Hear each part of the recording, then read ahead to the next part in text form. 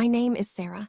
I am 39 years old, and the silence in the room was so loud it physically hurt my ears as Dr. Thorne leaned over his pristine mahogany desk and told me I was biologically finished. "I'm sorry, Sarah," he said, his voice smooth, practiced, and utterly void of genuine emotion. "But at 35, with these numbers, continuing treatment would be unethical. Your body just rejects motherhood." I felt the blood drain from my face, leaving my hands cold and numb. But as I walked out of that clinic believing I was broken, I had no idea that the man behind the desk wasn't just delivering bad news. He was the one manufacturing it. Just then, a nurse I had never spoken to slipped a folded piece of paper into my purse while holding the door open, and that single jagged note would unravel a 4-year lie that nearly cost me my life. Before I tell you what was on that note, please know this story discusses infertility, medical manipulation, and emotional trauma, so please take care of yourself while listening. If you believe women deserve to be heard and believed in medical settings, tap the like button. It helps share this story with those who might need to hear it most. For safety reasons, I have changed the names of the people and the clinic involved.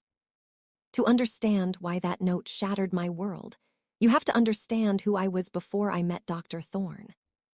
I was a woman who had everything figured out, a career I loved, a husband, Mark, who was my rock, and a home with an empty nursery painted a soft, hopeful yellow. We had been trying for 2 years naturally, followed by a year of unsuccessful treatments at a smaller clinic, before we scraped together our savings to see Dr. Thorne.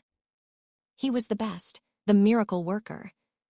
People flew in from other states just to sit in his waiting room, which looked more like a luxury hotel lobby than a medical office. I remember the first time I met him. He didn't look at my file. He looked at me, studying my face with an intensity that felt flattering at the time, but in hindsight makes my skin crawl. "You want this very badly, don't you, Sarah?" he had asked.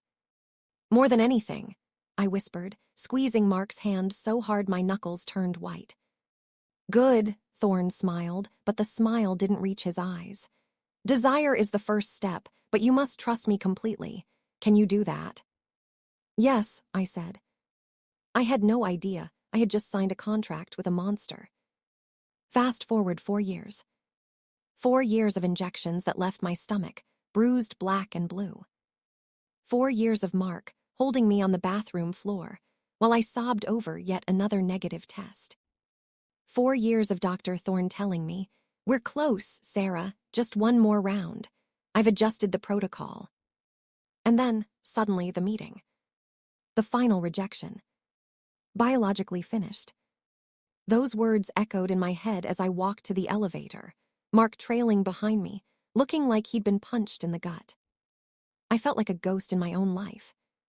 We got into the car, and for a long time, neither of us spoke. "Sarah," Mark finally said, his voice cracking. Maybe we can look at adoption or..." "Don't," I snapped, sharper than I intended. "Just drive." I reached into my purse to grab a tissue, and my fingers brushed against the piece of paper the nurse had slipped me. I froze. I pulled it out. It was a sticky note, yellow and crumpled, with 5 words scrawled in hasty, trembling handwriting. "Get your records, don't wait." My heart hammered against my ribs. "Mark," I said, my voice trembling, "look at this." He glanced over at the note, then back at the road, frowning. "What does that mean?" "I don't know," I said, "but the nurse," she looked terrified. A chill went down my spine. Why would a nurse at the most prestigious clinic in the state risk her job to pass me a note? That night, I couldn't sleep. I sat at the kitchen table, staring at the note until the sun came up. The next morning, I called the clinic. "This is Sarah Miller," I said, trying to keep my voice steady. "I'd like to request a full copy of my medical records to be transferred to my personal file." There was a pause on the other end, a long, uncomfortable silence. "I can certainly put in a request for you, Mrs. Miller," the receptionist said, her tone overly sweet. "But Dr. Thorne usually likes to review all transfers personally. It might take up to 30 days. I don't care how long it takes, I said. Just do it. 30 days turned into 60. Every time I called, there was a new excuse. The system is down. Dr. Thorne is at a conference. We're missing a signature. I was ready to give up, to just accept that I was broken and move on, but Mark wouldn't let it go. Something is wrong, Sarah, Mark said one night over dinner, slamming his fork down. They're stalling. Why are they stalling? Maybe because I'm a difficult patient, I muttered, poking at my food. No, Mark said firmly. You are not difficult. You are a patient who paid them nearly $100,000 for 0 results. We are going there tomorrow. Mark, please. We are going, he insisted, and we aren't leaving without that file. The next morning, we marched into the clinic. The receptionist's eyes went wide when she saw us. Mrs. Miller, I told you over the phone. I'm not leaving until I have my records, I said, my voice shaking, but loud enough that the other patients in the waiting room looked up. Just then, Dr. Thorne's office door opened. He stood there, immaculate in his white coat, staring at me with that same cold, calculating look.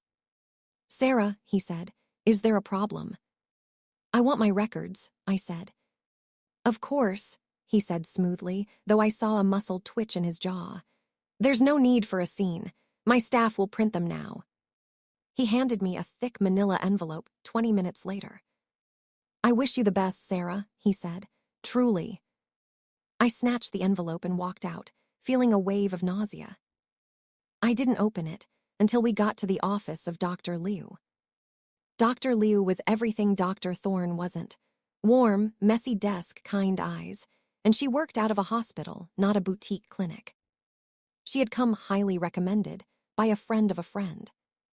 We sat in her office as she flipped through the pages of my file. The silence stretched on for 10 minutes. I watched her face. At first, she looked neutral. Then, her eyebrows knit together. Then, she stopped flipping.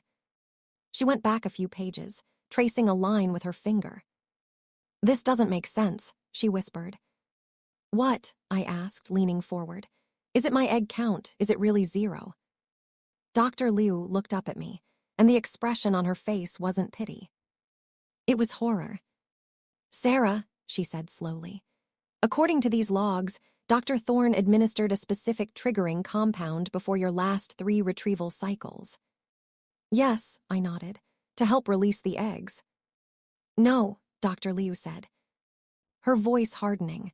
The compound listed here, at this dosage, and at this specific timing in your cycle, it doesn't release eggs. My stomach dropped. What does it do? Dr. Liu took a deep breath. It degrades them.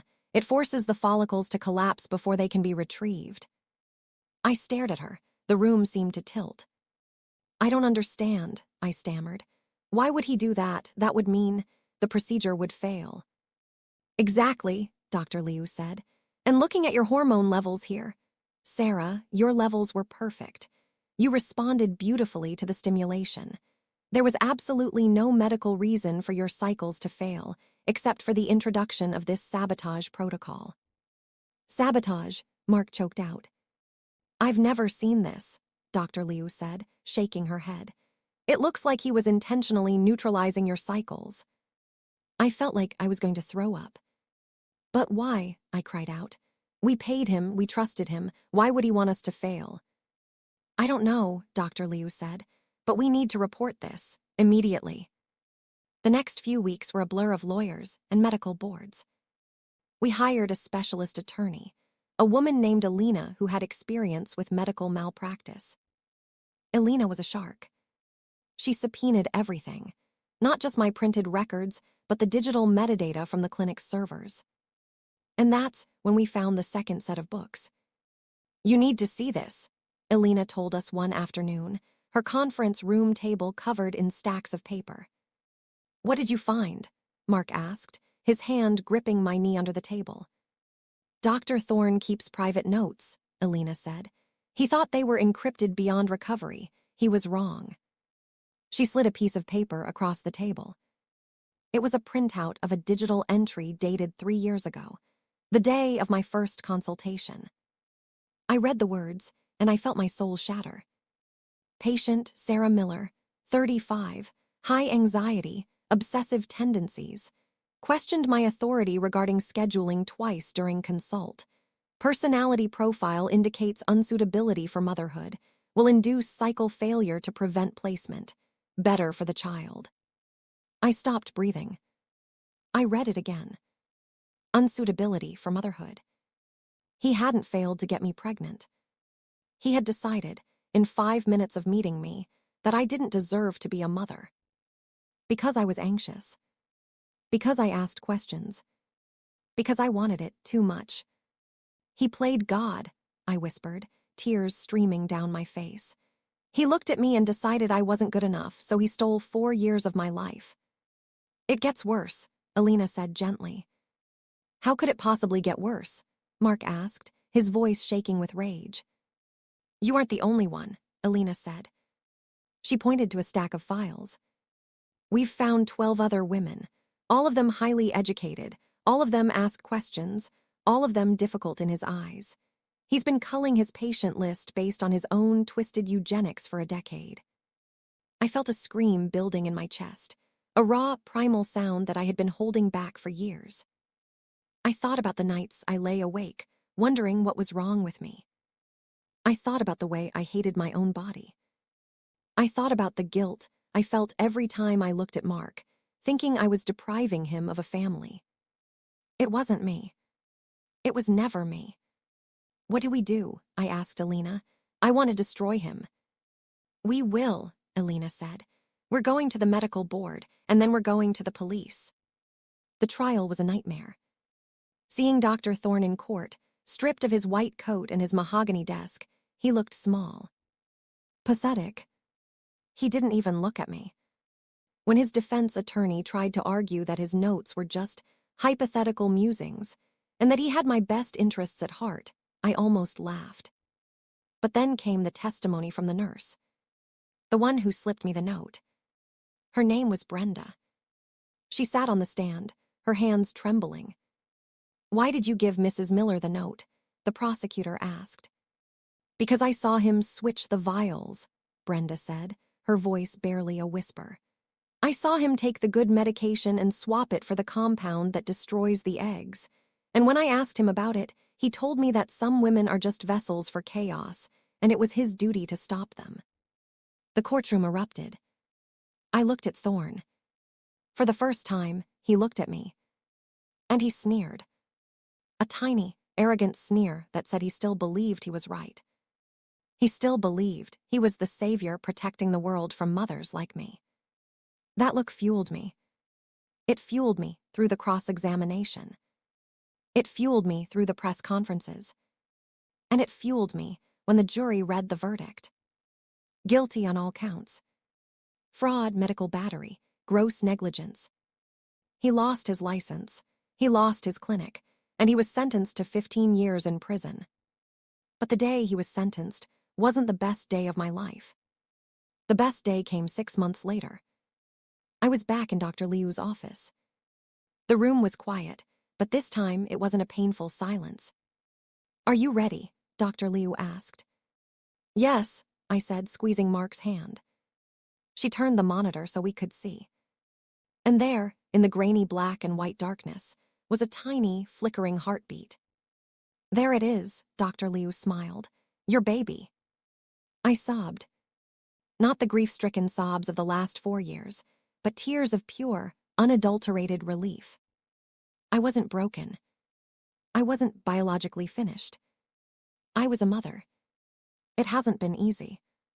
The pregnancy was high risk. I was terrified every single day. Every cramp, every twinge sent me into a panic. The trauma of what Thorne did to me didn't just vanish. I had nightmares that he was in the delivery room. I had panic attacks before every ultrasound. But I had Dr. Liu, and I had Mark. And I had the truth. My daughter, Emma, was born on a rainy Tuesday morning. When they placed her on my chest, slippery and screaming, I looked at her perfection and I thought about the man who tried to prevent her from existing. He thought I was too anxious to be a mother. He thought I was too difficult. But as I held her, I realized something. My anxiety, my questioning, my fierce desire to protect my family, those weren't weaknesses. Those were the exact things that saved us. If I hadn't been difficult, if I hadn't asked for my records, if I hadn't fought, Emma wouldn't be here. He tried to use my strength against me, but in the end, it was the only thing that could defeat him. I look at Emma now, sleeping in the crib that sat empty for so long, and I know that the journey here was hell. But I walked through the fire, and I came out the other side holding my future. There are people out there, doctors, partners, family members, who might try to tell you who you are or what your body is capable of. They might try to define your worth. Do not let them. Trust your gut, ask the hard questions, be difficult. Because sometimes, being difficult is the only way to survive. And to Dr. Thorne, if you're listening to this from your cell, you were right about one thing. I am obsessive. I'm obsessively in love with the child you said I could never have. If you have ever had to fight for your own health against a system that didn't listen, I want to know. What was the moment you realized you had to be your own advocate? Tell me your story in the comments below.